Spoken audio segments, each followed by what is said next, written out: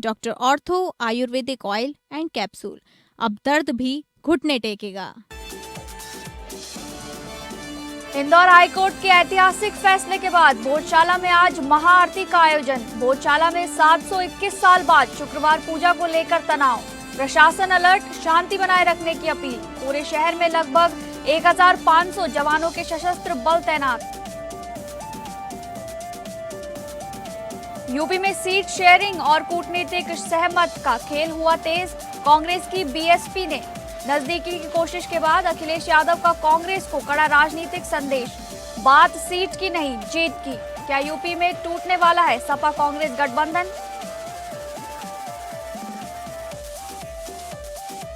IRCTC घोटाला मामले में फैसला टला। दिल्ली की राउज एवेन्यू कोर्ट अब 9 जून को सुनाएगी फैसला। लालू राबड़ी ने लोअर कोर्ट के फैसले को किया है चैलेंज। ईडी ने दाखिल किया है चार्जशीट।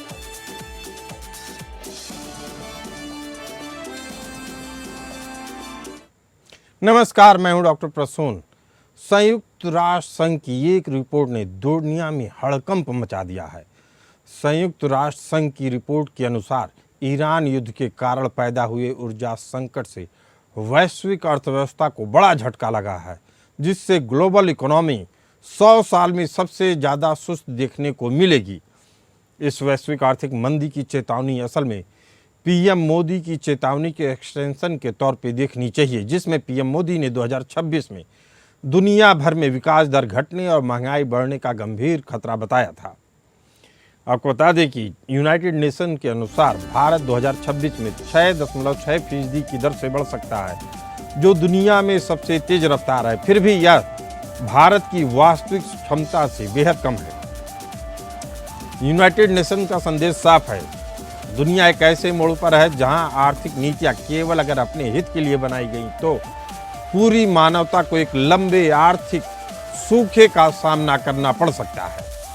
संयुक्त राष्ट्र संघ के आर्थिक और सामाजिक मामलों के विभाग ने अपने world economic situation and prospect mid 2026 update में इस वैश्विक आर्थिक संकट को लेकर कई महत्वपूर्ण चेतावनी जारी की है।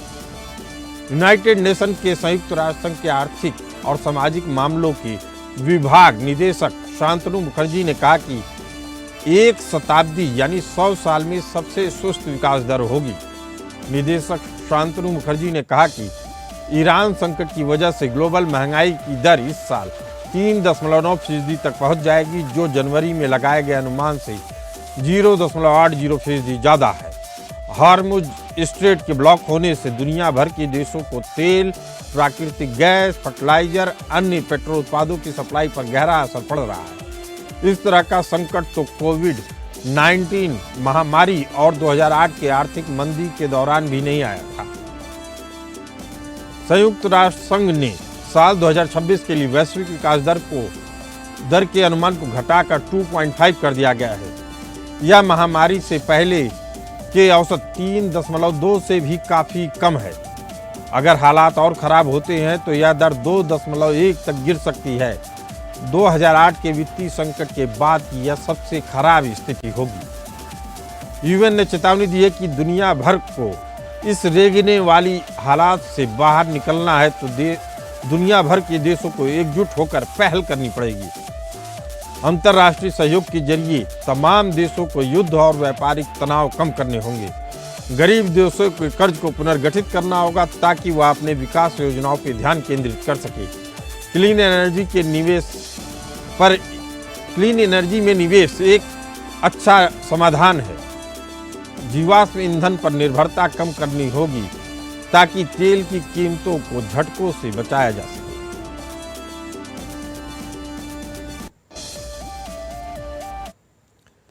बड़े अर्थशास्त्रियों की भविष्यवाणी है कि भारत के हालात दुनिया के बाकी देशों से बेहतर हैं, लेकिन हम भी पूरी तरह से सुरक्षित नहीं हैं। वैश्विक तेल की कीमतें बढ़ने से भारत की पेट्रोल डीजल परिवहन महंगा हो सकता है। इस संकट पर जानकारों की माने तो दुनिया भर की अर्थव्यवस्था के रेंगने के 5 बड़े कारण हैं।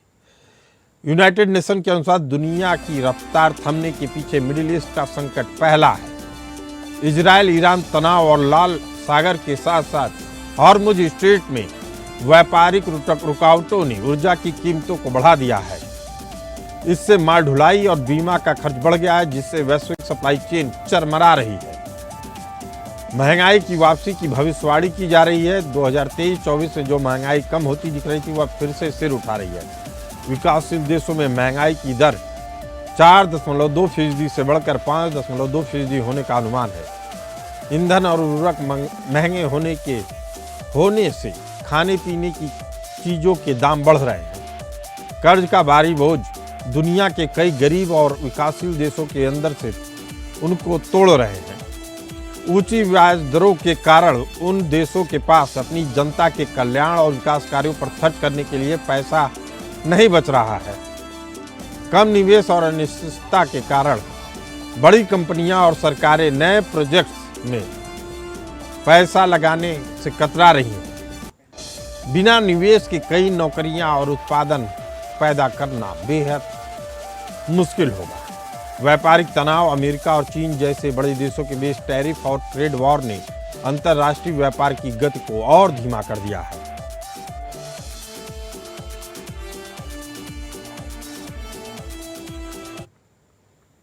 इसी मुद्दे पर चर्चा करने के लिए हमारे साथ मौजूद हैं doctor Amit Tiwari, economist, colonel Dinesh Sharma ji, defence expert, और थोड़ी देर में जुड़ रहे हैं संजीव कुमार जी, जियोपॉलिटिकल एक्सपर्ट। पहला सवाल अमित तिवारी जी आपसे, जिस तरीके की आप परिस्थितियां बनते देख रहे हैं, क्या वास्तव में मान लिया जाए कि पूरी दुनिया में आर्थिक मंदी आने वाली है? सर, आर्थिक मंदी तो नहीं कर सकता हूँ, हाँ स्लो डाउन जरूर होगा। क्योंकि प्रभाव पड़ा है, जो आपने अभी डिस्कस किया कि सप्लाई चेन इम्पैक्टेड हुआ, सप्लाई चेन के कारण।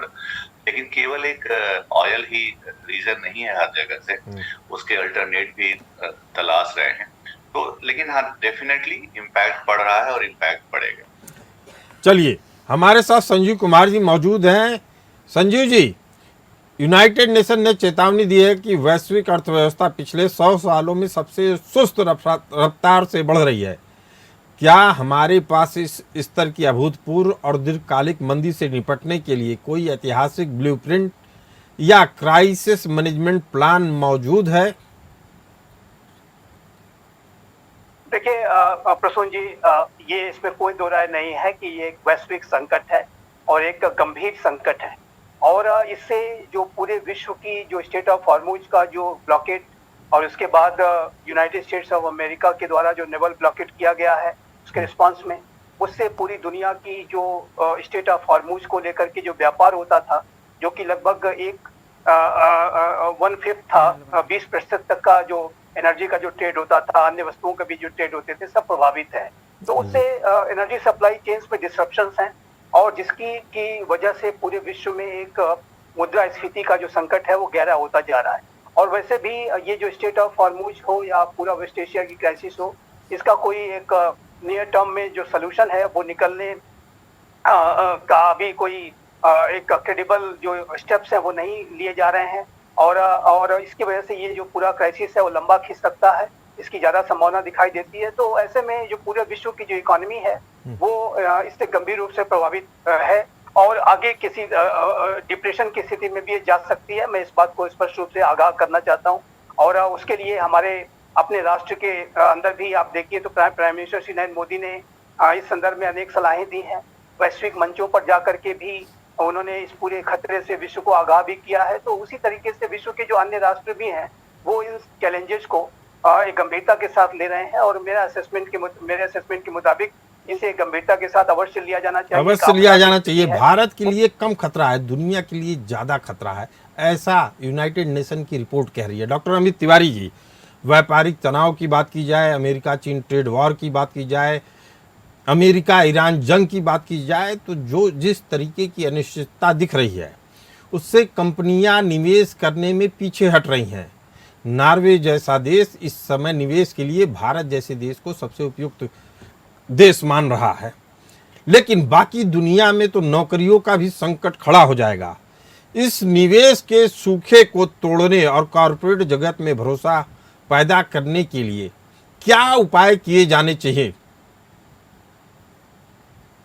जी, सबसे बड़ा, अगर मैं कहीं इन्वेस्ट करने जाता हूं तो मेरी एक्सपेक्टेशन रहती है कि मुझे रिटर्न मिले। तो अगर कंपनी को, इन्वेस्टर्स को ये भरोसा रहेगा कि हाँ, हमें यहाँ पे निवेश करने से रिटर्न मिलेगा, मतलब हमारी कैपिटल फंसेगी नहीं, नंबर वन प्रोडक्ट, क्योंकि एक तो पॉइंट क्या है कि हमारे यहाँ पॉलिटिकल स्टेबिलिटी है, पॉलिसी उसी अनुसार उसको अट्रैक्ट करने के लिए बनाना पड़ेगा। तो डेफिनेटली मैं यह नहीं मानता कि केवल ऑयल इशू के कारण हमारी इकोनॉमी पर बुरा प्रभाव पड़ रहा है। डेफिनेटली जो रुपीस का डिप्रिसिएशन हुआ है, और यह चिंता का विषय है, क्योंकि हो सकता है इसके पीछे कुछ ग्लोबल पावर जो इसको ऑपरेट कर रही हैं। ग्लोबल पावर तो ऑपरेट कर ही रही हैं। हमारे साथ मौजूद है दिनेश शर्मा जी। दिनेश शर्मा जी, हॉर्मुज स्ट्रेट के ब्लॉक होने से तेल, गैस, फर्टिलाइजर सबके सप्लाई पे असर पड़ रहा है। इस क्रिटिकल चोक पॉइंट के बंद होने के से पैदा होने वाले डोमिनो इफेक्ट से क्या विश्व सप्लाई चेन को सुरक्षित रखने के लिए कोई वैकल्पिक मार्ग भी है? देखिए, जिस तरह से अल्टरनेटिव रूट से जो है मैं अपनी बात को लिमिट रखूंगा अपने भारत देश के ऊपर ही, बाकियों की तो खैर सबकी अपनी अपनी प्रॉब्लम है।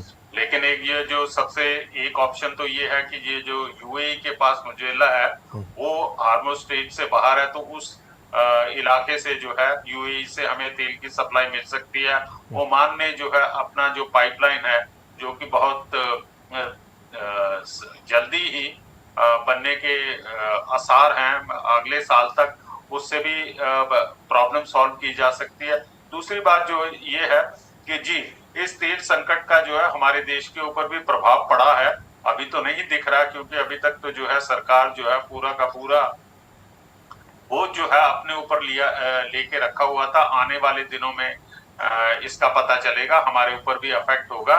लेकिन उसके साथ साथ हमारी भारत सरकार ने, जैसा कि मीडिया के द्वारा हमने पढ़ा है, जहाँ ये हमारे दो साथी जो हैं वो ज्यादा इसके ऊपर प्रकाश डाल सकते हैं, मैं एक सैनिक हूँ, जैसे बाकी देशों के साथ 40 अलग देशों के साथ भी हमारे जो है कॉन्ट्रैक्ट जो एग्रीमेंट हुए हैं, वहां से भी हम तेल और गैस जो है तेल और गैस ले रहे हैं। लेकिन सबसे बड़ा खतरा अमेरिका और ईरान जंग को लेकर है। संजीव जी, अमेरिका और ईरान जंग को लेकर जो तनाव की स्थिति बन रही है उससे तो पूरी दुनिया अवगत है, लेकिन अभी जो अमेरिका की तरफ से एक बड़ा स्टेटमेंट आ रहा है कि भारत को जितनी भी ऊर्जा जरूरतें हों अमेरिका पूरी करने के लिए तैयार है और जंग के लिए भी पूरी तरह तैयार है। आर्थिक मंदी की भी सूचना दी जा रही है। इन तीनों के बीच में अमेरिका का प्लान असल में है क्या? किस तरीके से जियोपॉलिटिकल पॉलिटिक्स को मैनेज करने की कोशिश कर रहा है? देखिए, अमेरिका जाहिर है कि वो वर्तमान समय में जो ईरान की जो इस्लामिक रिजीम के ऊपर वो अधिक से अधिक दबाव बनाना चाहता है, ताकि ये इस्लामिक रिजीम अपने व्यवहार में परिवर्तन लाए। ये जो स्टेट ऑफ इजराइल के प्रति वो नफरत का जो भाव उस रिजीम के अंदर है, आतंकवाद को सपोर्ट करने का उनकी जो पॉलिसी रहती है, उसी तरीके से न्यूक्लियर वेपन्स को इस इंटेंशन के साथ एक्वायर करना कि वो इजराइल को वर्ल्ड मैप से मिटा देंगे, वो जाहिर है कि इस तरीके की जो नकारात्मक सोच है उसमें उसे बदलाव लाना होगा। और वर्तमान समय में तो अब एक और पॉइंट उसमें जुड़ गया है कि स्टेट ऑफ हॉर्मुज को वो जो है अपने टेरिटरी के तौर पर इस्तेमाल करते हुए वहां पर ब्लॉकेड तो कर ही रखा है, साथ ही साथ वो टोल टैक्स फिरौती वसूलने की भी जो एक कवायद है वो भी इस्लामिक रिजीम के नकारात्मक चरित्र को दिखाती है। तो ये सब चरित्र के में जब तक बदलाव आएगा नहीं तब तक ये प्रेशर हटेगा नहीं। और अमेरिका हो, इजराइल हो, जाहिर है कि ईरान की इस्लामिक रिजीम को एक बड़े चैलेंज के तौर पर देखते हैं। संजय जी, उनके ऊपर हमला चैलेंज के तौर पर तो देखते हैं, लेकिन अगर यूनाइटेड नेशन आगाह कर रहा है, उसकी रिपोर्टें बता रही हैं कि अगर देशों ने अपने हितों के लिए ही नीतियां बनाई तो दुनिया को एक बड़े आर्थिक सूखे का संकट झेलना पड़ेगा, उससे बड़े देश भी नहीं बचेंगे। क्या ये जो कहा जा रहा है बड़े देश अपने हितों की रक्षा करने के लिए केवल अपने हितों की सोचेंगे तो उनको भी खामियाजा उठाना पड़ेगा, इशारा केवल अमेरिका की तरफ है इस रिपोर्ट का? नहीं, ये तो पूरे विश्व में ये प्रवृत्तियां देखी जा रही हैं। और यूनाइटेड नेशंस की जहां तक बात है तो यूनाइटेड नेशंस तो उसका जो अब ऐसा लगता है कि जो रिलेवेंस है वो मात्र इस तरीके की रिपोर्ट जारी करने का ही बचा है, अन्य तो भूमिका अपनी वो निभा नहीं पा रहा है। और इस तरीके की जो इंटरनेशनल पीस एंड सिक्योरिटी के जो चैलेंजेस हैं उसी को रिजॉल्व करने के मैंडेट के साथ यूनाइटेड नेशंस की स्थापना 24 अक्टूबर 1945 को हुई थी। लेकिन यूनाइटेड नेशंस ऑर्गेनाइजेशन लगातार अपनी भूमिकाओं को निभाने में विफल रहा है और ये जो यूएनएससी का जो मंच है वो एक राजनीति का अखाड़ा बन करके राजनीति का अखाड़ा बन गया है। आखिर यूनाइटेड नेशन सिक्योरिटी काउंसिल का विकल्प अब दुनिया के सामने क्या होगा? जी देखिए, यूनाइटेड नेशंस की जो विफलता है, यूनाइटेड नेशन सिक्योरिटी काउंसिल की जो विफलता है, उसका एक इस तरीके का आउटकम सामने आ रहा है कि विश्व में जो अन्य वैकल्पिक मंच हैं वो ज्यादा प्रभावी भूमिका में दिखाई देते हैं। G20 है या जो G7 का जो मंच है, उसी के साथ साथ चाहे ब्रिक्स हो, चाहे वो आसियान हो, चाहे जितने भी वैश्विक अन्य जो वैश्विक और ग्लोबल और रीजनल ऑर्गेनाइजेशंस हैं उनको ज्यादा गंभीरता के साथ लिया जा रहा है। और यूनाइटेड नेशंस की जो भूमिका और जाहिर है कि अपने राजनीति के अखाड़ों के तौर पर वो चूंकि वीटो पावर का वहां पर इतना खेल होता है और वीटो पावर का इस्तेमाल महाशक्तियां एक दूसरे को नीचा दिखाने के लिए करती हैं, तो ऐसे में ये जो जब तक यूनाइटेड नेशंस के रिफॉर्म्स नहीं होते, जब तक कि इसमें बदलाव नहीं किए जाते और भारत जैसी, जर्मनी, जापान जैसी, ब्राजील जैसी शक्तियों को उसमें शामिल नहीं किया जाता as a permanent member of the UN Security Council, तब तक ये अपनी भूमिका ठीक से निभा भी नहीं पाएगा। और मैं आपके बड़े सम्मानित चैनल के माध्यम से प्रसून जी कहना चाहता हूँ कि अगर इसी तरीके की स्थिति वहाँ बनी रही तो ऐसा न हो कि यूनाइटेड नेशंस ऑर्गेनाइजेशन का लक्ष्य का जो भविष्य है वैसा ही हो जाए जैसा कि कभी लीग ऑफ नेशंस का हुआ था। यह बहुत बड़ा सवाल है संजू जी, ये बहुत बड़ा सवाल है और आज के दौर में इसका बड़ा महत्व है। लोग इसका विकल्प खोज रहे हैं। डॉक्टर अमित तिवारी हमारे साथ मौजूद हैं। भारत को अपनी वास्तविक क्षमता हासिल करने के लिए घरेलू मोर्चे पर क्या नीतिगत सुधार करने पड़ेंगे ताकि जिस जीडीपी की दर बताई जा रही है 6.6 है, हालांकि दुनिया को देखे तो यह बहुत ज़्यादा है, लेकिन हकीकत में भारत की जीडीपी की जो दर है वो 8.0 से ऊपर होनी चाहिए। अमित तिवारी जी, इसे पाने के लिए इस दौर में क्या उपाय करने चाहिए? सर, मैं सबसे बड़ा जो हमारी मैन्युफैक्चरिंग है, तो मैन्युफैक्चरर्स को इन्वेस्ट करना पड़ेगा R&D पे, क्वालिटी पे ध्यान देना पड़ेगा, क्योंकि हमारे बहुत सारे गुड्स बाहर रिजेक्ट हो जाते हैं। हमारे लिए जो पहले भी मैंने कहा था कि हम एक इंपोर्ट ओरिएंटेड इकोनॉमी है। मेन समस्या यह है कि जब हमें डॉलर में कोई चीज पे करना पड़ता है, रुपीज हमारा डेप्रिशिएट हो रहा है, डॉलर एप्रिशिएट हो रहा है, वही चैलेंज है, बाकी चैलेंज नहीं। बाकी तो हमारे यहाँ कभी दिक्कत वैसे नहीं होने वाली है, इतनी बड़ी जनसंख्या है, तो इसलिए क्वालिटी कंट्रोल पे ध्यान देना पड़ेगा। चाहे तो कुछ जैसे जो इंडस्ट्रियलिस्ट हैं वो वर्कर्स को भी 1% ही हम बोले उनको पार्टिसिपेशन इन प्रॉफिट करें, मतलब आउट ऑफ बॉक्स थिंकिंग करके, आउट ऑफ द बॉक्स जाके ही सोचने पे कोई बड़ा नतीजा मिल सकता है। और शायद हिंदुस्तान इसी तरह की सोच रखता है और नए नए एक्सपेरिमेंट कर रहा है। इसी कारण से जिस तरीके से पूरी दुनिया को झटका लग रहा है, भारत शायद उससे अभी बचा हुआ है। दिनेश शर्मा जी, बड़ा सवाल यही है कि क्या अमेरिका युद्ध करेगा ईरान से या केवल गीदड़ भक्की से काम चला रहा है? जी, पुरानी बातों को छोड़िए और आप करें कि जो लेटेस्ट स्टेटमेंट आई है सुप्रीम लीडर ईरान के, हम किसी भी हालत के अंदर ये जो एनरिच यूरेनियम है वो देश से बाहर नहीं जाएगा, तो ये एक प्रकार से उनका रिजॉर्व दिखाता है और वो एक मैसेज देना चाहते हैं कि हमारे ऊपर कितना भी सैन्य दबाव हो, हमारे ऊपर सैनिक हमले हो, हम ये यूरेनियम जो है किसी भी हालत में नहीं देंगे, क्योंकि उनका ये मानना है कि ये एनरिच यूरेनियम जो है वो उनके लिए एक प्रकार से नेशनल सिक्योरिटी की इंश्योरेंस है। दूसरी तरफ अमेरिका जो है इस समय बहुत अजीबोगरीब किस्म की सिचुएशन के अंदर है कि वो हमला करना चाहता है, लेकिन फिर बीच के अंदर आ जाते हैं कि हमें खाड़ी देशों ने रोका है, हम और थोड़ा समय दे रहे हैं ईरान को in order to cut it short. देखिए जी, अभी 2-3 ऑप्शन आपके सामने हैं जो कि हो सकते हैं, जो कि मैं सोचता हूं कि अगर जो है आज मुनीर जो है वो ईरान के अंदर गया है बातचीत करने के लिए, अगर किसी प्रकार से बातचीत जो है कोई वाया मीडिया निकलता है और बातचीत शुरू होती है, तो हो सकता है कि आने वाले दिनों के अंदर सिचुएशन इंप्रूव हो, जहां थोड़ी सी उसके अंदर ढिलाई आए। अगर किसी भी प्रकार कर्नल से दिनेश शर्मा जी, बातचीत- अगर इम्प्रूव भी हुआ तो क्या होगा? बड़ा सवाल यही है, क्या इजराइल ईरान को बख्श देगा? क्या अमेरिका बख्श देगा? जिस तरीके की नीतियां चल रही हैं ईरान और अमेरिका की, उससे तो नहीं लग रहा है इस जंग को टाला जा सकता है। जी आप मुझे खत्म करने दीजिए। जी। अभी अमेरिका के पास जो ऑप्शन है वो फुल फ्लैश वॉर के अंदर नहीं जाएगा। मैं दोबारा कहता हूं कि अमेरिका नहीं चाहेगा कि फुल फ्लैश वॉर दोबारा से लॉन्च हो।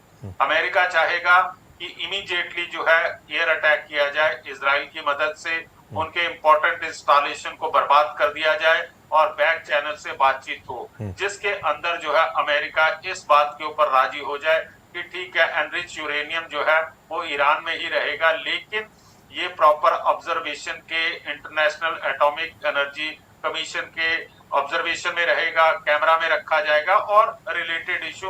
ये तो अमेरिका कह रहा है, लेकिन जो अमेरिका ने असल बात कही है वह भी दर्शकों को बताना जरूरी है। उसने टाइमलाइन दे दी है, सैटरडे या संडे को हमला होगा। संजीव जी, जल्दी से, समय की कमी के कारण आपसे 30 सेकंड में अमेरिका के इस रुख पर आपका चाहेंगे रुख। देखिए, युद्ध शुरू हो सकता है और युद्ध अगर ईरान नहीं मानता है तो जाहिर है कि ये युद्ध होगा। और ईरान को जो उसका जो बिहेवियर है उसमें अगर वो ऐसे ही एडमेंट रुख अख्तियार करेगा और अभी भी वो, जैसे कि हमने डिस्कस किया, चाहे इजराइल के प्रति नफरत हो, आतंकवाद को सपोर्ट हो और न्यूक्लियर वेपन्स को एक्वायर करने का एम्बिशन हो और स्टेट ऑफ हार्मूज को ब्लॉकेट करना और अंतर्राष्ट्रीय नियमों का वायलेशन करना, अगर वो ऐसे ही जारी रखेगा तो युद्ध होगा और उसके ऊपर दबाव बनाने के लिए हर एक रणनीति अख्तियार की जाएगी। और अमेरिका जाहिर है कि वहां से बैक ऑफ करने नहीं जा रहा है, ये बात बहुत स्पष्ट है। और बेहतर है, आज भी समय है कि वो ईरान की इस्लामिक रिजीम एक बुद्धिमत्ता के साथ कार्य करे, नेगोशिएटिंग टेबल पर आए, बातचीत करे, तो अभी भी भविष्य अच्छा बन सकता है और वेस्ट एशिया में शांति आ सकती है, विश्व का संकट दूर हो सकता है। लेकिन ऐसी बुद्धिमत्ता अभी दिखती नहीं है। संजीव जी, बेहद अहम बात आप कह रहे हैं और शायद यूनाइटेड नेशन की जो रिपोर्ट बनाई गई है उसमें भी यह साफ है कि ये जो अंतर्द्वंद है अमेरिका का, ईरान का, इजराइल का, देश के अंदर भी एक अंतर्द्वंद चल रहा है जो इस युद्ध को रोकने नहीं देगा।